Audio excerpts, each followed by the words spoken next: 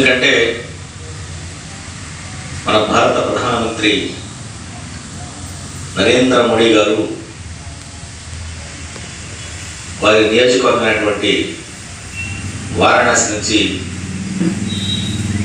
అక్కడ జరిగినటువంటి అభివృద్ధి పనులు, దివ్య కాశీ భవ్య కాశీ కార్యక్రమాన్ని వెంకటగిరి నియోజకవర్గంలో మనం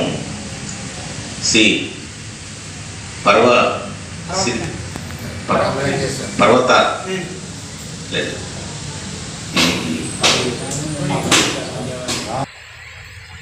వద్దిని శ్రీ రామలింగేశ్వర స్వామి దేవస్థానం సన్నిధిలో ఈరోజు దివ్యకాశీ భవ్యకాశీ కార్యక్రమాన్ని మనం ఎల్సిడి టీవీ ద్వారా ఇక్కడ వీక్షించడానికి వచ్చినటువంటి వెంకటగిరి నియోజకవర్గ భారతీయ జనతా పార్టీ కార్యకర్తలకు, అభిమానులకు, అదేవిధంగా హిందూ బంధువులకు అందరికీ అభినందనలు, ధన్యవాదాలు తెలియజేస్తా ఉన్నాం. నరేంద్ర మోడీ గారు ప్రధానమంత్రి అయిన తర్వాత అనేకమైనటువంటి అభివృద్ధి కార్యక్రమాల్లో భాగంగా మన హిందుత్వం ఎక్కడెక్కడైతే టెంపుల్స్ ఉన్నాయో అన్నీ కూడా పునరుద్ధరణ కార్యక్రమాలు జరుగుతూ ఉన్నాయి. పోయిన నెల నవంబర్ 5వ తారీఖున హరిద్వార్ నుంచి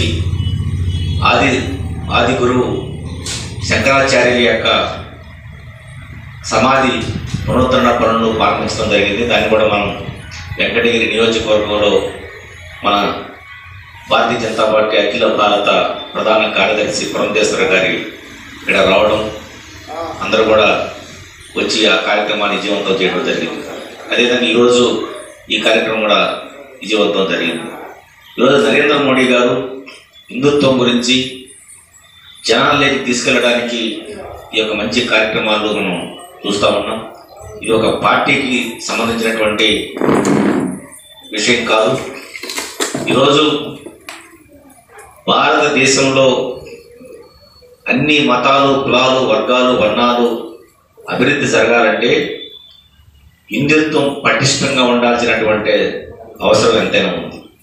హిందుత్వం ఉంటే, హిందూ సాంప్రదాయ ప్రకారం మనం నడుచుకుంటేనే ఈరోజు మన భారతదేశం అభివృద్ధి జరిగేటువంటి అవకాశం ఉంది. మనం చూస్తూ ఉన్నాం, వివిధ కులాలు, వృత్తులు, మతాలు, కులాలు కలిసినటువంటిది